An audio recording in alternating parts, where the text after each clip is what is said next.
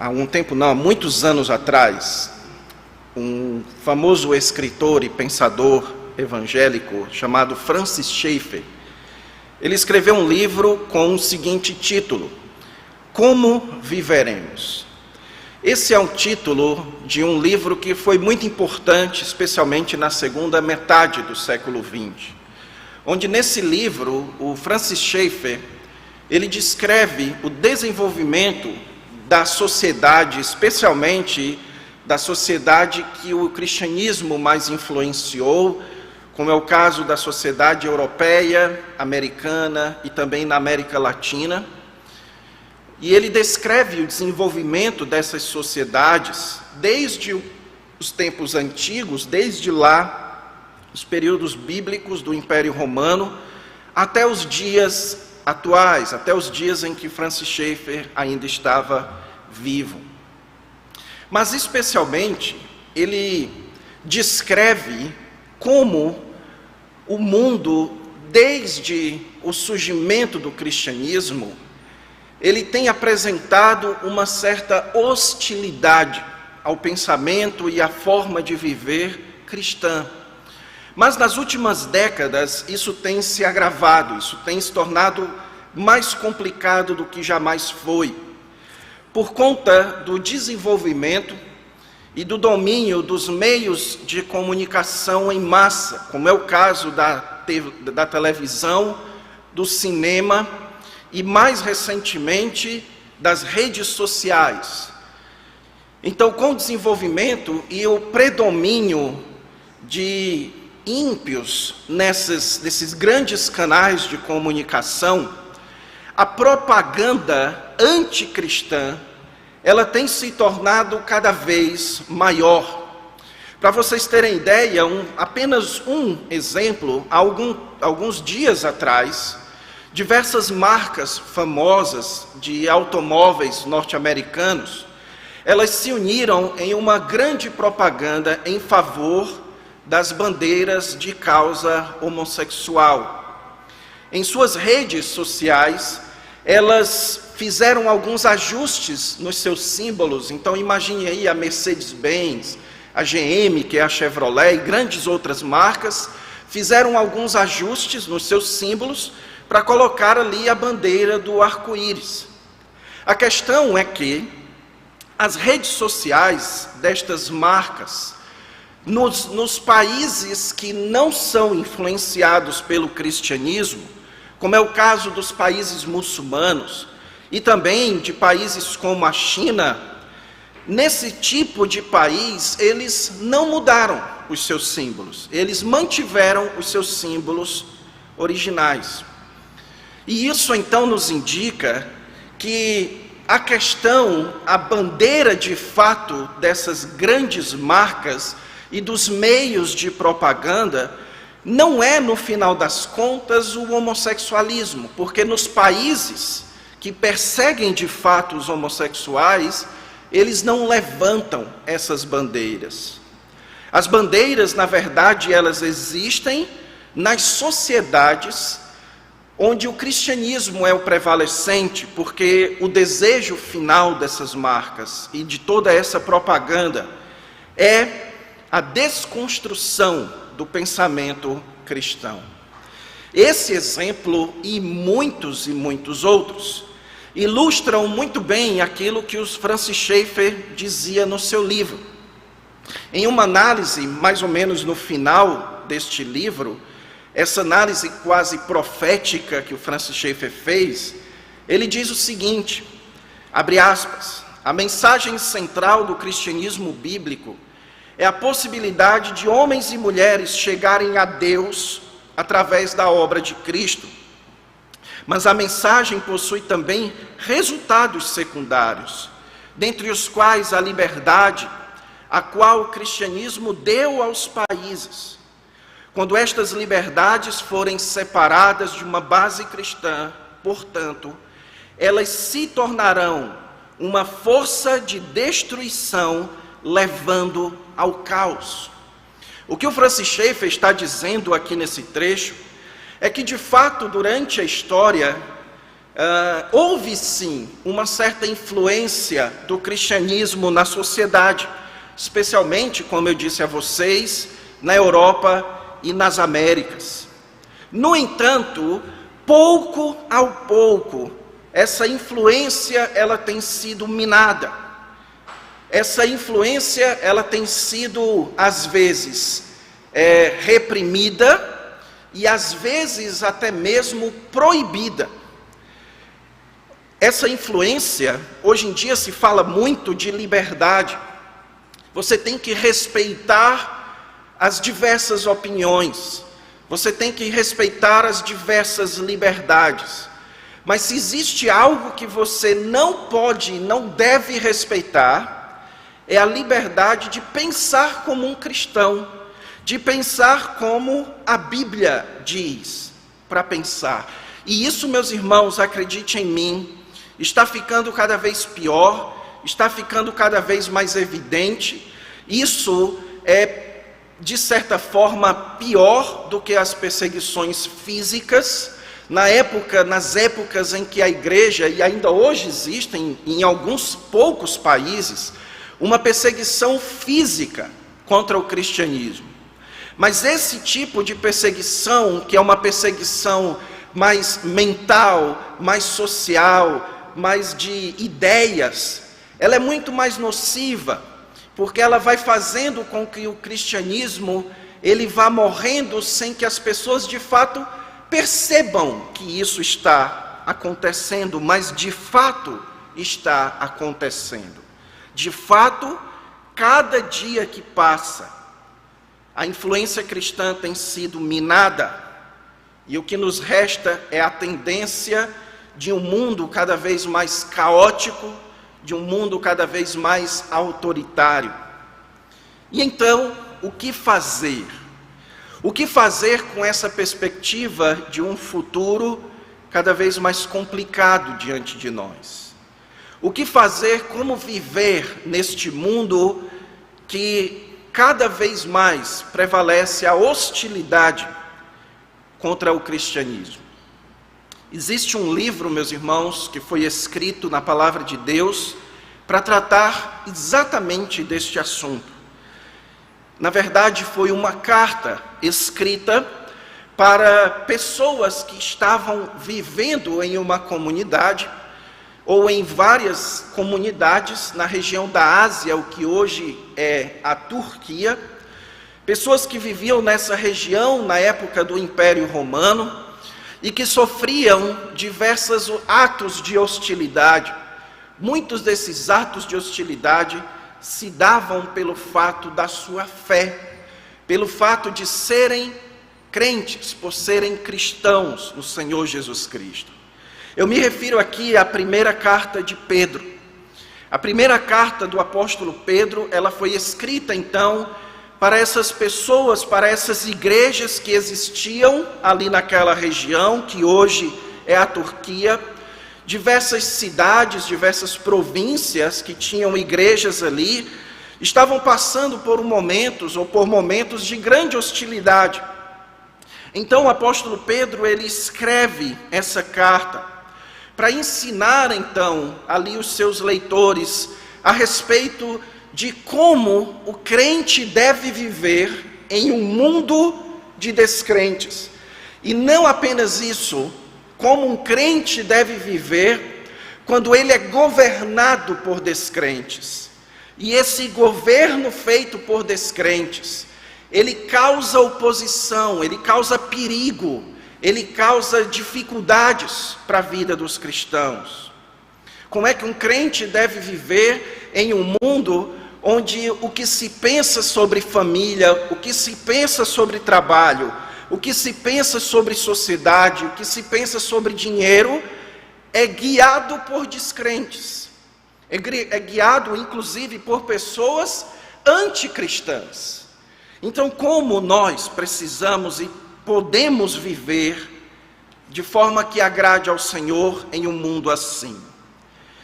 Então, meus irmãos, durante agora as próximas vezes em que eu tiver o privilégio de pregar aqui para os irmãos, eu vou seguir e analisar o livro de Pedro com vocês, a primeira carta de Pedro com vocês.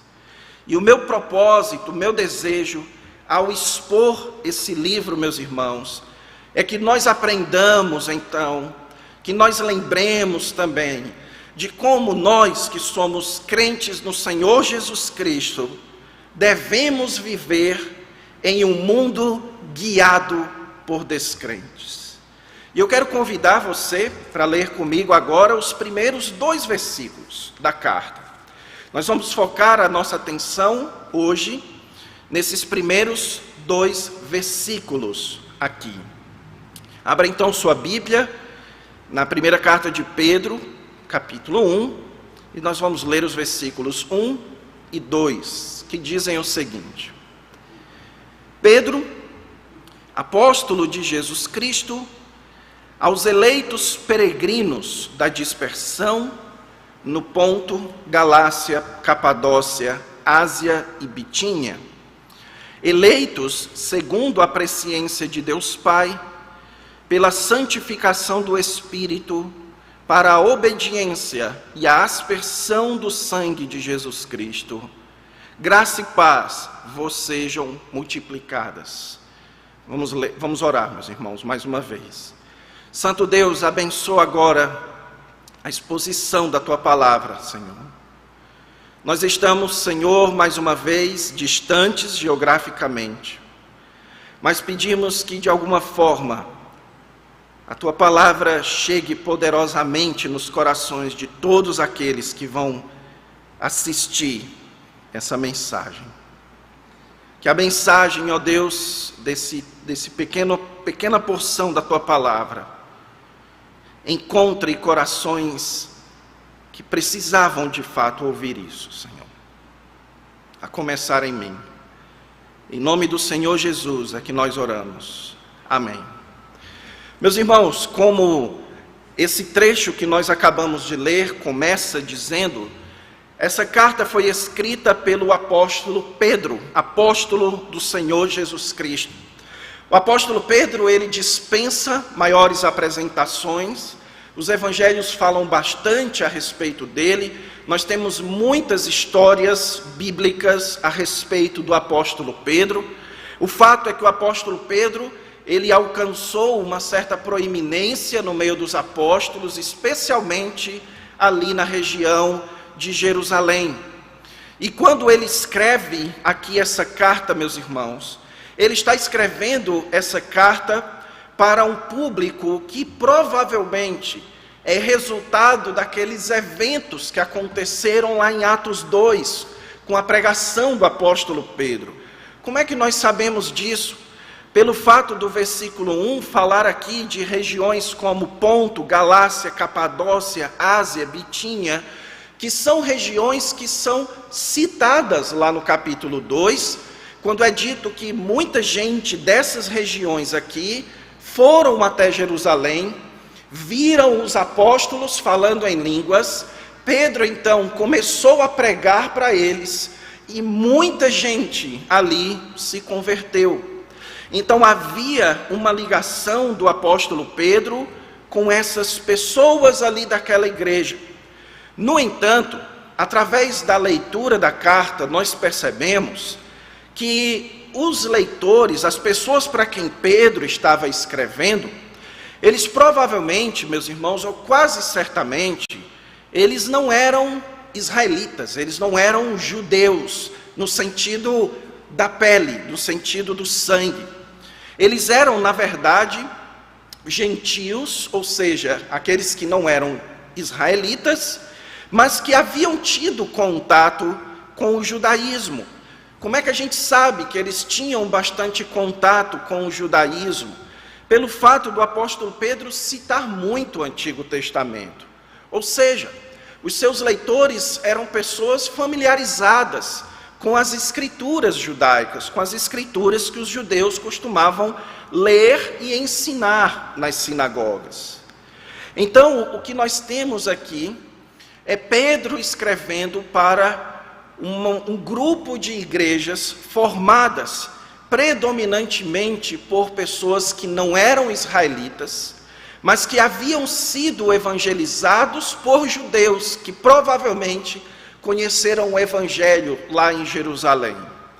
E Pedro, então, ele tem consciência da situação que aqueles irmãos e irmãs estavam passando naquela região, que era uma situação de hostilidade, uma situação de dificuldade de se encaixar naquelas regiões, naquelas cidades onde eles moravam, por conta da hostilidade que eles recebiam, especialmente por parte das autoridades, mas também por parte de outros cidadãos, como seus patrões, às vezes até mesmo do seu marido ou da sua esposa, como a própria carta mais para frente vai mostrar.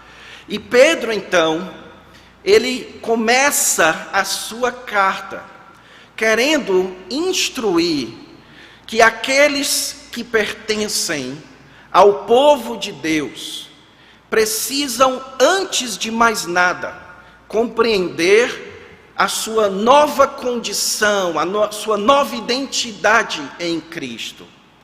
Que se nós quisermos saber como o crente deve viver em um mundo dominado por descrentes, você precisa, em primeiro lugar, saber o que é ser um crente.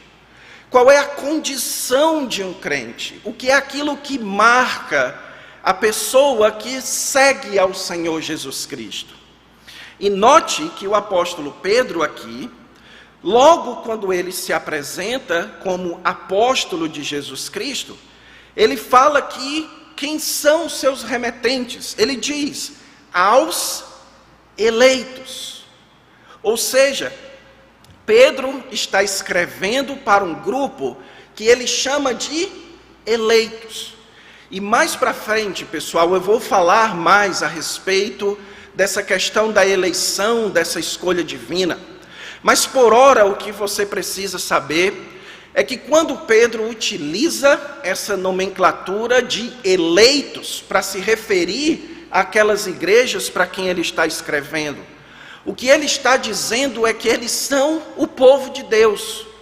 Eles são aqueles que Deus chamou para fazerem parte do seu povo, para fazerem parte da sua família, para fazerem parte da comunidade do Messias, de Jesus Cristo. E que, portanto, antes de mais nada, antes de saber como o crente deve viver no mundo de descrente, eles precisavam então entender o que é ser povo de Deus, o que é ser eleito de Deus, o que é ser um crente no Senhor Jesus Cristo. E então, nesse texto aqui, meus irmãos, o apóstolo Pedro, ele apresenta aqui duas características essenciais daqueles que fazem parte do povo de Deus, e que, se você quiser saber viver neste mundo de descrentes, você precisa reconhecer essas características em você. Em primeiro lugar, aqueles que pertencem ao povo de Deus precisam entender que eles são peregrinos neste mundo. A palavra aqui, meus irmãos, traduzida por peregrinos, quando ele diz aos eleitos peregrinos, ela literalmente, no texto original, ela significa exilado. Um peregrino, aqui, quando ele chama de peregrino, é alguém que era um exilado. E pessoas exiladas eram muito comuns naquela época no Império Romano.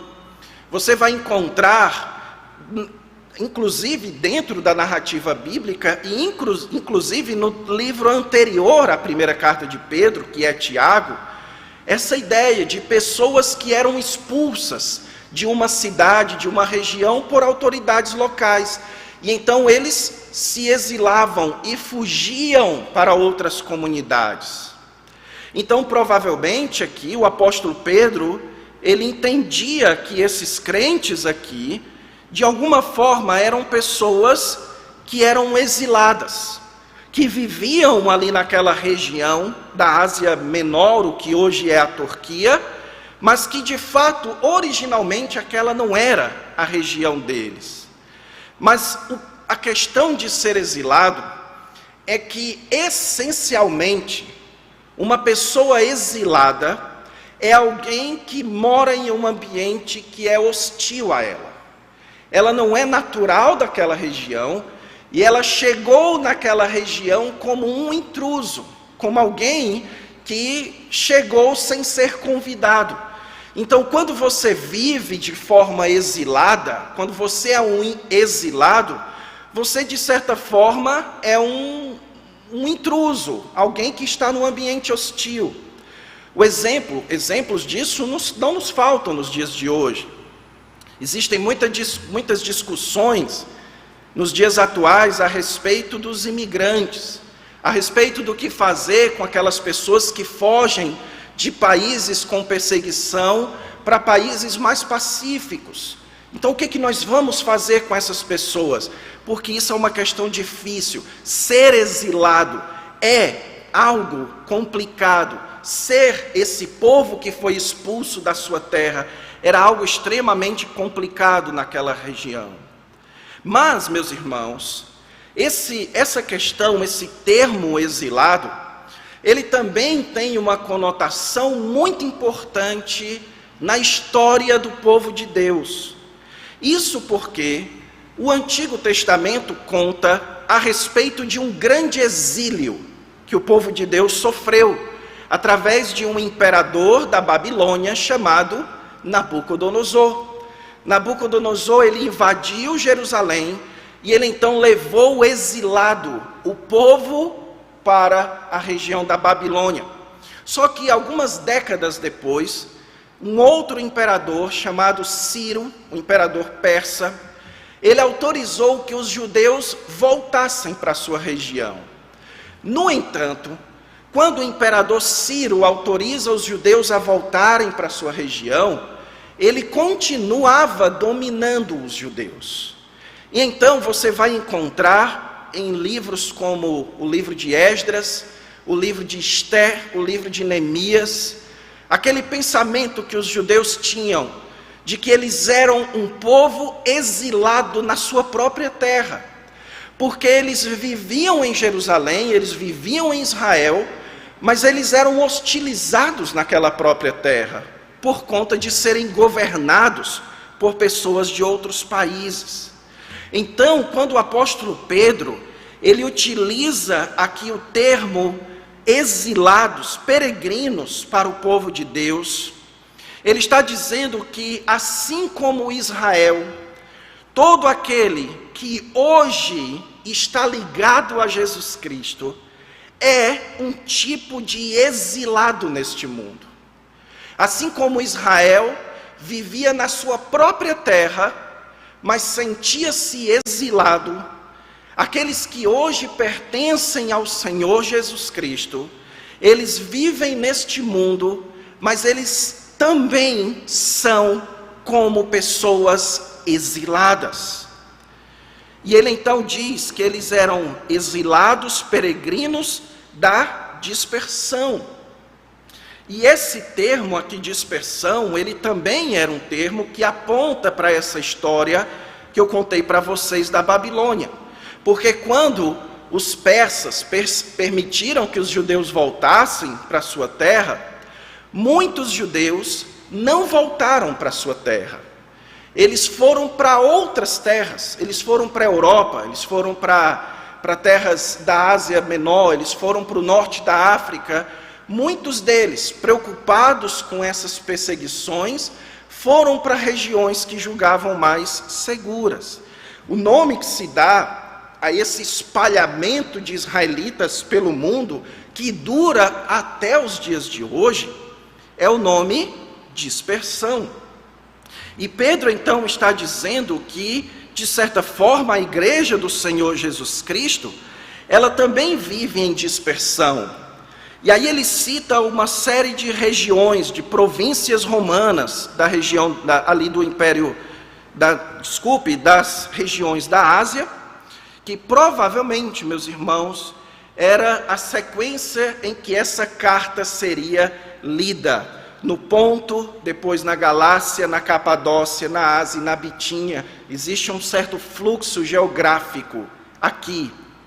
O ponto, então, que o apóstolo Pedro está chamando a nossa atenção é que aqueles que são eleitos, aqueles que são parte do povo de Deus, eles são dispersos neste mundo. Eles vivem como exilados neste mundo. E como exilados neste mundo, eles nunca vão se sentir como parte totalmente deste mundo. Eles sempre sentirão uma certa dose de hostilidade às suas práticas e aos seus costumes. Por exemplo, quando eu morava no Rio Grande do Sul, havia muitas coisas que eu, como um cearense, tinha em comum com os gaúchos. Muita coisa. Eu falava a mesma língua que eles, a nossa cultura arquitetônica é praticamente a mesma, a nossa cultura de vestimenta é praticamente a mesma. Então, nós somos brasileiros. Nós todos, cearenses e gaúchos, são brasileiros. Então, eles têm muitas coisas em comum. Mas eu era um cearense no Rio Grande do Sul.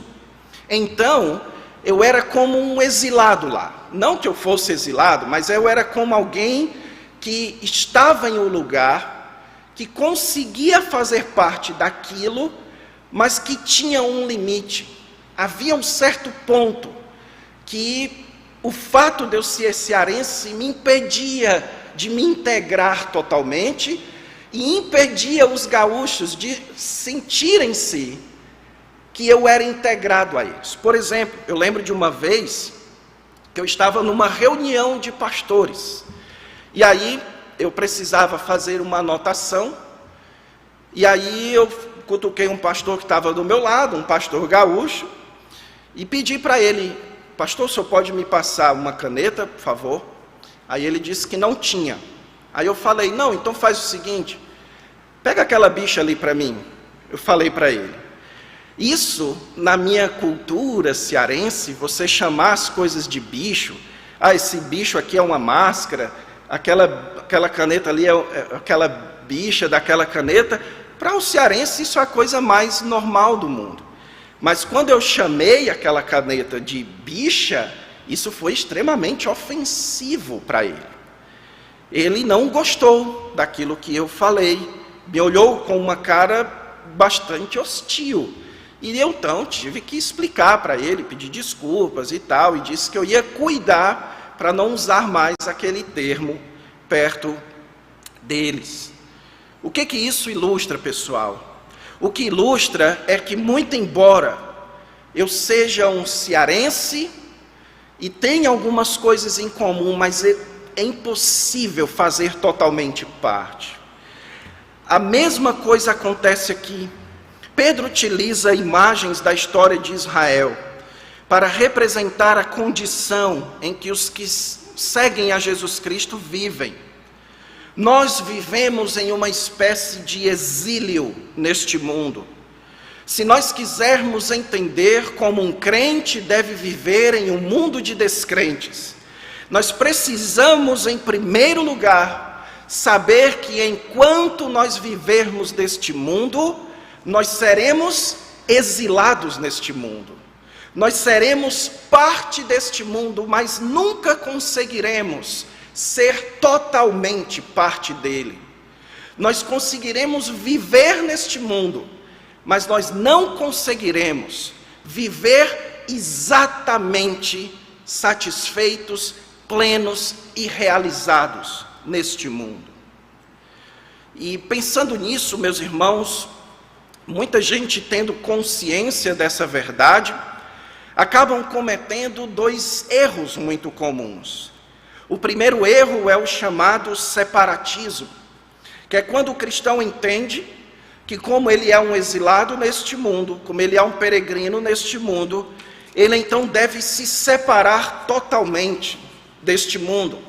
E aí acabam gerando as chamadas sociedades sectaristas, como os Amish, lá nos Estados Unidos, Ou então acabam gerando aquela demonização de cultura comum, de cultura do dia a dia.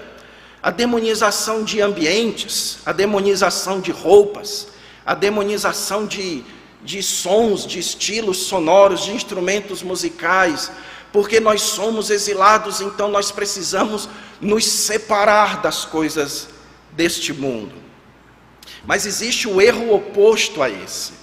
E o erro oposto a esse é o que é chamado de secularismo, que é quando o cristão ele se identifica tanto como parte desse mundo, que ele acaba ajustando o seu cristianismo à forma deste mundo de pensar e de viver. É a dedicação exagerada ao estilo de vida, às práticas deste mundo, de tal forma que o cristianismo passa a se sujeitar a isso. É o que você encontra em muitas igrejas que acreditam que para serem relevantes, elas precisam falar a linguagem do mundo, usar as coisas típicas deste mundo. Mas, meus irmãos, ser um exilado, viver em exílio, viver como peregrino, é ser parte de um mundo que não é o seu mundo. Essencialmente, todos nós que somos crentes, fazemos parte de um mundo, fazemos parte de um país, de uma cidade, de um estado, que não é o nosso lugar no final das contas. E que por conta disso, nossas relações com este mundo sempre serão limitadas. Nós nunca poderemos ser totalmente iguais e nem totalmente diferentes. Nós não podemos ser totalmente diferentes porque nós somos parte desse mundo, mas nós nunca seremos totalmente iguais porque nós não pertencemos a este mundo, nós somos exilados. E por isso, nós sempre pareceremos estranhos para este mundo. As pessoas nunca vão achar a forma viver do cristão algo normal. As pessoas podem achar algumas coisas interessantes. Algumas coisas são moralmente aceitas, como, por exemplo, você ajudar uma pessoa carente. Isso qualquer religião manda você fazer. Mas aquilo que é essencialmente cristão, isso é esquisito neste mundo. Por exemplo, perdoar uma pessoa, ou então se abster da impureza, se abster da imoralidade. Isso é esquisitíssimo, as pessoas riem. Se você chegar, por exemplo, em um lugar, na sua escola ou na faculdade, e você disser que acredita que as pessoas deveriam casar virgens, as pessoas vão rir de você. Porque ser cristão sempre, de uma forma ou outra, vai parecer estranho para as pessoas. Nós sempre também, da nossa parte, seremos pessoas desconfiadas com aqueles que se propõem a serem os que vão mudar o mundo, os que se propõem a serem os Messias, os salvadores da humanidade. Os cristãos não têm essa esperança, porque eles sabem que é do céu que aguardam o seu Salvador. Por exemplo, meus irmãos, deixa eu exemplificar isso que eu estou falando para vocês. Um casamento que segue todo tipo de padrão dos casamentos brasileiros, eu me refiro à festa. Então você vai fazer um casamento, a Luana um dia, né? A Luana está aqui, ela quer casar um dia. Quem sabe, né, Luana? Se Deus quiser. E aí ela vai fazer uma festa com todos os padrões de uma festa típica de um brasileiro. Isso tem problema? Claro que não tem problema.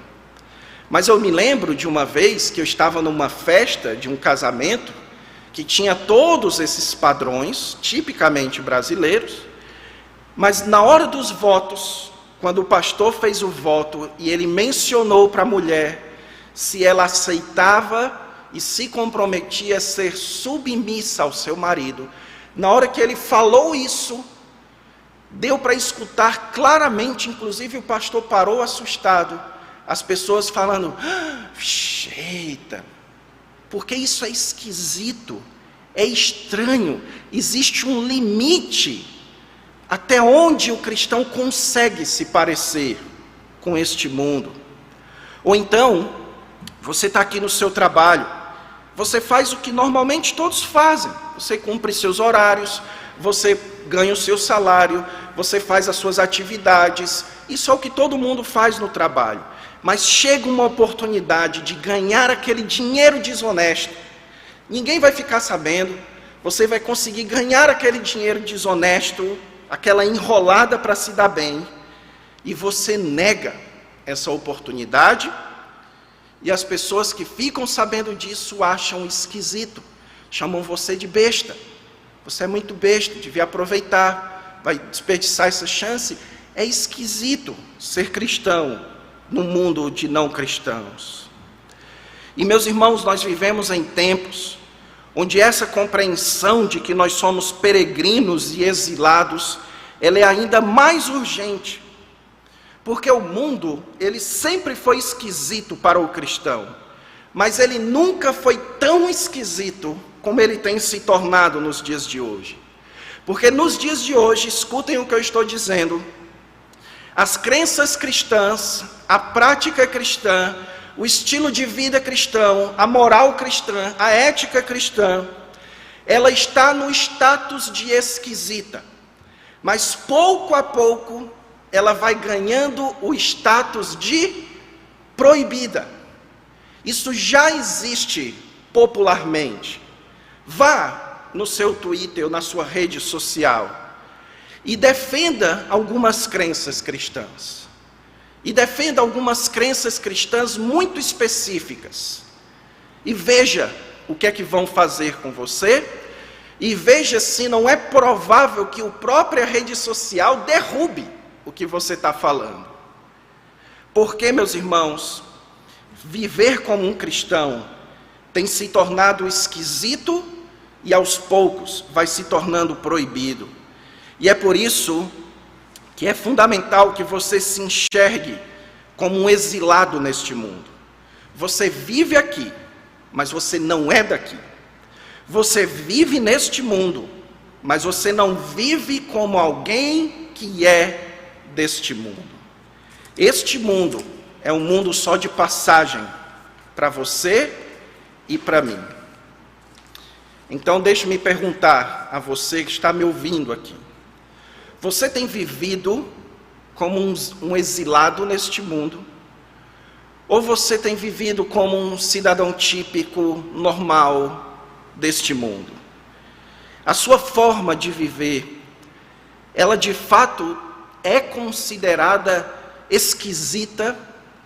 Você sente uma certa hostilidade contra você pelas suas decisões, pela sua forma de viver, pela sua forma de se comportar, de falar, pela sua forma de namorar, pela sua forma de ser marido ou esposa, pela sua forma de ser um bom funcionário, um funcionário que respeita o patrão e que não rouba dinheiro dele. Será que você tem sido considerado esquisito no mundo em que você vive? Ou será que você se sente em casa neste mundo e as pessoas se sentem em casa com você? Em segundo lugar, irmãos, o apóstolo Pedro nos ensina que se nós quisermos viver neste mundo, se o povo de Deus quer viver neste mundo de descrentes, eles precisam entender também que eles são eleitos, escolhidos da parte de Deus. A eleição, meus irmãos, ela se refere basicamente a receber uma missão como povo de Deus. Normalmente, quando a gente escuta falar esse termo eleição, logo nos vem à mente uma série de debates, uma série de questões teológicas difíceis, do tipo, como é que Deus elege uns e não elege outros, predestinação e coisas desse tipo. Mas o fato é que a eleição na Bíblia nunca foi um problema para os autores bíblicos. Eleição na Bíblia diz respeito a Deus escolher certas pessoas para cumprirem uma missão neste mundo. E isso é o conceito de eleição na Bíblia. Por exemplo, Abraão foi escolhido por Deus para ser bênção para todas as nações. Os apóstolos foram escolhidos por Jesus para que eles dessem frutos. Jesus diz: eu que escolhi a vocês para que vocês vão e deem frutos. Jesus foi escolhido por Deus para providenciar a nossa salvação. Então, ser um escolhido não é, essencialmente, ter o futuro garantido do céu. Ou seja, o que significa ser um eleito? Não é aquela pessoa que Deus escolheu para ir para o céu. Não é esse o sentido de eleição na Bíblia. O sentido de eleição na Bíblia, aquela pessoa que é eleita de Deus, foi aquela pessoa que Deus chamou para fazer parte do seu povo e cumprir uma missão neste mundo. É esse o sentido de eleição aqui. Então, ser eleito é ganhar o direito de pertencer a um povo que possui uma missão. E aí o apóstolo Pedro, no versículo 2, ele vai descrever esse nosso chamado para ser um povo de Deus como sendo resultado de uma obra da Trindade.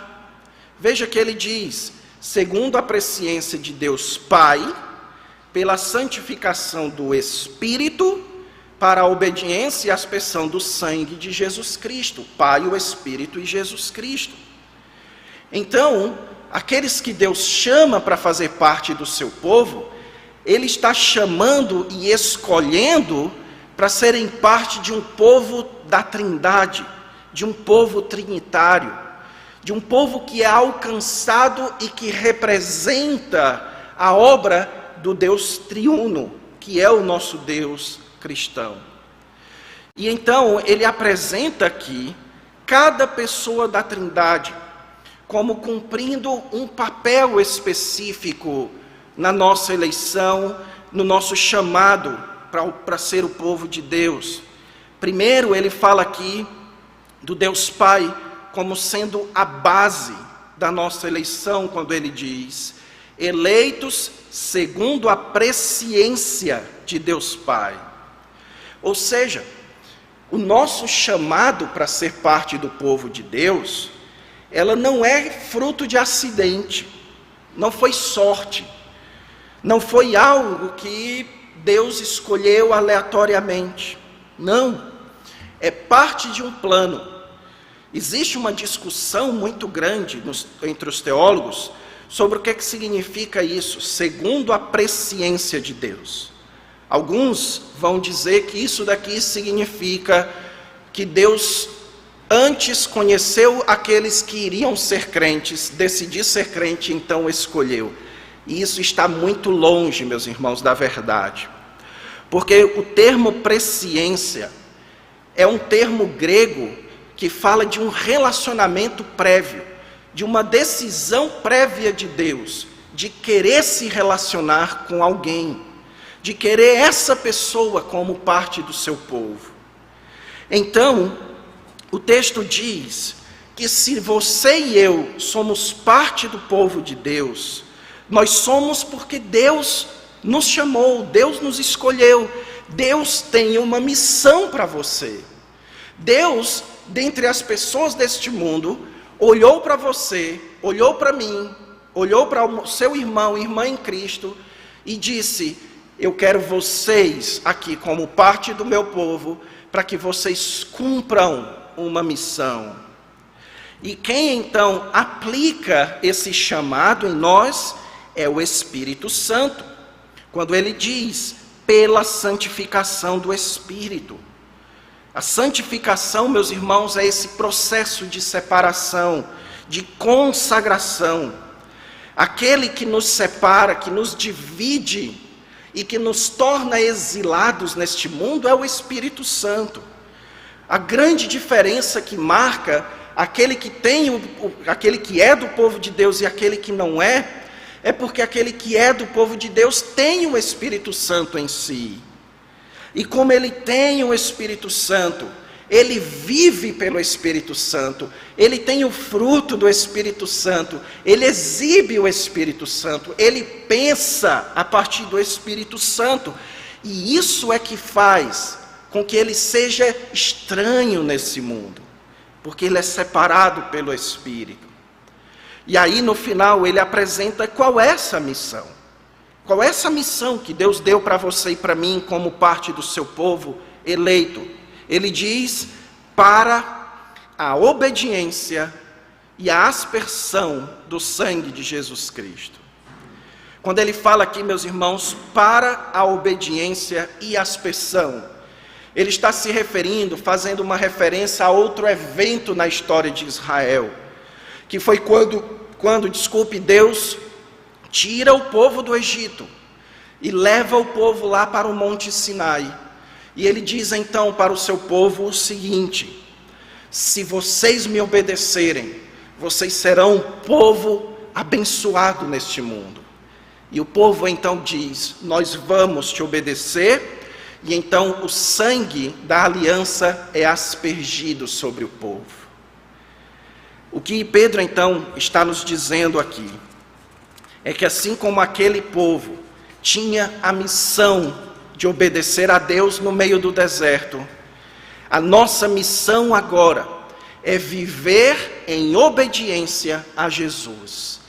E esse compromisso que nós temos com Deus, ele foi selado pelo sangue de Jesus. Que todas as vezes que você celebra o sangue de Cristo na ceia do Senhor, você está reafirmando esse compromisso, essa missão que você e eu temos, de vivermos em obediência. Essa é a missão do povo de Deus.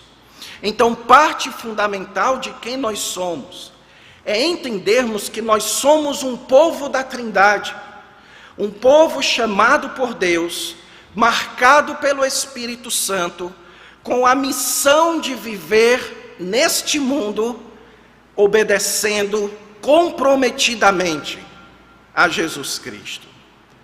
E mais uma vez, meus irmãos, deixa eu chamar a sua atenção para o quão urgente é isso que eu acabei de falar. Entender que você e eu somos parte do povo de um Deus trino é urgente para os nossos dias. Sabe por quê? Porque nós estamos vivendo, meus irmãos, em uma era cada vez mais marcada por radicalismos. Guarde isso na sua mente, que os seus filhos e os seus netos estão crescendo em um mundo cada vez mais marcado por radicalismo. Aquela era da história humana em que todo mundo tinha que tolerar todo mundo, que ainda existe por aí essa mensagem politicamente correta de respeitar as diversas opiniões, isso, meus irmãos, é só retórica, porque no dia a dia, no mundo inteiro, o que tem imperado são os radicalismos. Ou você é contra, ou você é a favor. E se você for contra o que eu defendo, você é meu inimigo. E se você é a favor do que eu defendo, você é meu amigo. Nesses últimos dias, o que é que se via na internet? Você é pró-Palestina ou você é pró-Israel?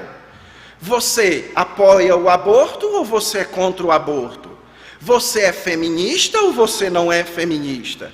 Você é de esquerda ou você é de direita? Você é petista ou você é bolsonarista? Então, você é Trump ou você é Biden? Nosso mundo está assim, meus irmãos. Na Europa está assim, nos Estados Unidos, no Brasil, na Argentina. O mundo todo caminha para radicalismos. E você e eu precisamos entender que nenhum desses dualismos nos define. Nenhum deles. Por quê? Porque, primeiro, nós não somos parte deste mundo, embora nós vivamos aqui. Mas, principalmente, porque o nosso compromisso é um compromisso firmado com Deus Trino. O nosso compromisso não está com as instituições e as ideias deste mundo. Você não precisa pensar necessariamente deste lado ou deste lado. O que você precisa é pensar como Deus quer que você pense. Porque o seu compromisso é com Deus. Você não precisa se identificar como direita ou esquerda, com o partido A, partido B. Por quê? Porque o seu partido é o Espírito Santo. Ele é quem parte, é quem reparte as pessoas entre povo de Deus e quem não é o povo de Deus. Então, o seu partido é o partido, e o meu partido é o partido do Espírito Santo. Então, nós não precisamos, não temos a obrigação de assumir partido nenhum. Também, a nossa missão neste mundo não é militar por causas humanas, desligadas de Jesus Cristo. Veja, vamos limitar em favor da causa contra o aborto. Tudo bem, é uma causa nobre, mas a causa do aborto, sem ser por causa de Jesus Cristo, é mero moralismo, é só um moralismo. Então, sem Jesus Cristo, fazer as coisas sem ser por Jesus é moralismo, é passageiro, um dia passa. Então a nossa missão nesse mundo é militar para que eu, você, seu marido, sua esposa, seu filho, sua filha, seus netos, seus irmãos em Cristo, o seu vizinho conheça a Jesus. É militar para que mais e mais pessoas conheçam a Jesus, vivam por Jesus, amem a Jesus, entreguem suas vidas a Jesus e garantam o seu destino eterno através de Jesus. Essa é a nossa missão, essa é a nossa militância neste mundo, meus irmãos. O problema acontece quando nós mudamos, então, a nossa missão de obedecer a Jesus, e nós trocamos isso por outras missões, como por exemplo, as missões econômicas. A minha missão é ganhar muito dinheiro. Ou então missões políticas. A minha missão é favorecer o meu partido, é favorecer isso, aquilo outro politicamente. Ou então a missão da diversão. A minha missão é se divertir, é ter o máximo de prazer que eu puder ter nessa vida. Ou então a missão do conforto. Eu quero ter o conforto, eu quero ter uma casa confortável, eu quero ter dinheiro no banco, eu quero ter segurança, eu quero conforto, isso, aquilo outro. E nós precisamos entender que a régua que mede a nossa forma de viver é o nosso compromisso com Deus. É o nosso compromisso com a missão que Deus nos deu, que é obedecer e honrar o Senhor Jesus Cristo. Então, meus irmãos, para encerrar, será que você já avaliou quais são os compromissos que existem no seu coração? Se você quer ser um crente no mundo de descrentes, você precisa saber muito bem com quem você está comprometido. Quando, por exemplo, você ofende alguém porque ela tem um pensamento político diferente do seu. Certo? Você pode pensar politicamente de uma forma, outra pessoa pode pensar politicamente de outra forma. Qual é o problema que existe nisso? Nenhum.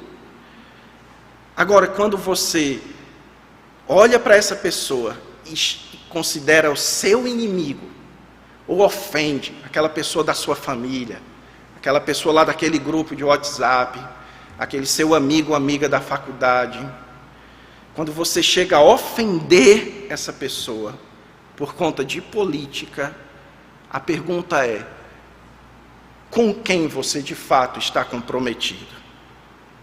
É com Jesus, é com Deus Trino, ou é com seus desejos e aspirações políticas? Ou quando você é um marido ou uma esposa que trata o outro à luz do quão vantajoso ele é para você. Então, se ele lhe trata bem, você trata bem. Se ele lhe trata mal, você trata mal. Então, que tipo de compromisso é esse? Você está comprometido, no final das contas, com quem ou com o quê? Você está comprometido com Deus e o que Deus espera de você? Ou você está comprometido com sua própria missão de ter o máximo de conforto e prazer que você possa ter? Quando você é desonesto no seu trabalho, quando você procura ganhar o seu dinheiro através do roubo de alguém, através de um ato desonesto, com quem é o seu compromisso? Todas essas perguntas, meus irmãos, que eu estou fazendo para vocês, são perguntas que serão respondidas no livro de Pedro. São questões que são trabalhadas no livro de Pedro. E nós precisamos, então, antes de começar a respondê-las, precisamos nos dar conta do tamanho do privilégio que todos nós temos de pertencermos ao povo do Deus Trino. Aprove a Deus, na sua soberana Trindade, na sua sabedoria eterna, um dia escolher você para fazer parte de um povo que tem uma missão gloriosa, que é honrar a Jesus Cristo. Então tome posse dessa identidade, chame essa responsabilidade para você, e assim você estará dando o primeiro e mais importante passo para ser um crente que vive em um mundo de descrentes. Vamos orar. Amado Deus, agradecemos a Ti, Senhor, por essa porção tão importante, por essa porção tão iluminadora da Tua palavra. Ó Deus, nós fomos desafiados de diversas formas. É muito difícil ser um crente no mundo de descrentes.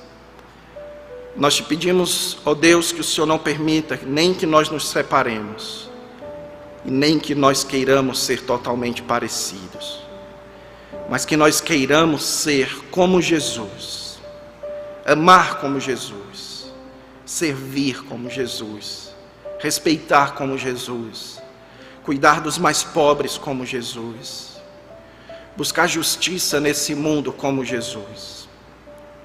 Que essas sejam as pautas do nosso coração, que essas sejam as missões de nossas almas.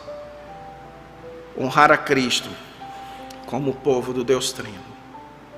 Em nome do Senhor Jesus é que nós oramos. Amém. Amém, irmãos. Peço que durante essa semana vocês continuem orando pelo pastor Ronaldo. Ele continua de férias, ele tem mais uma semana de férias.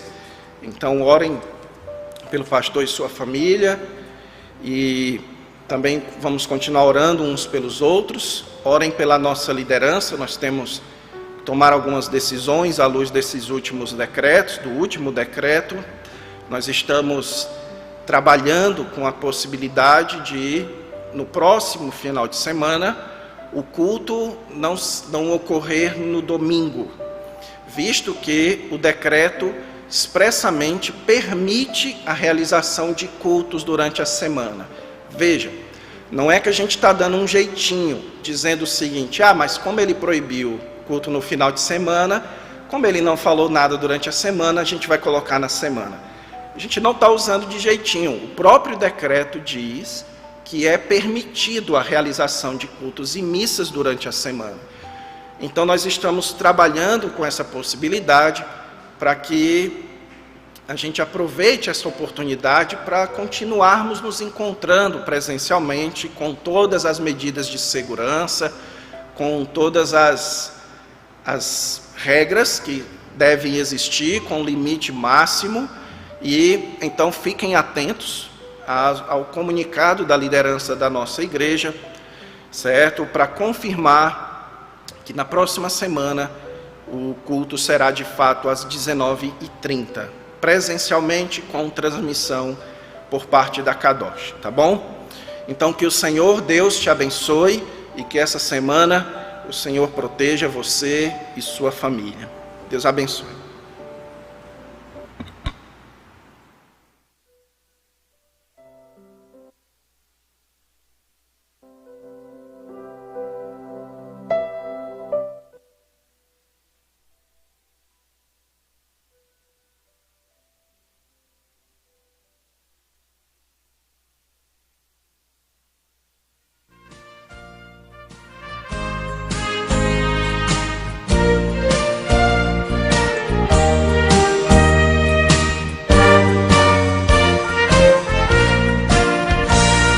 and never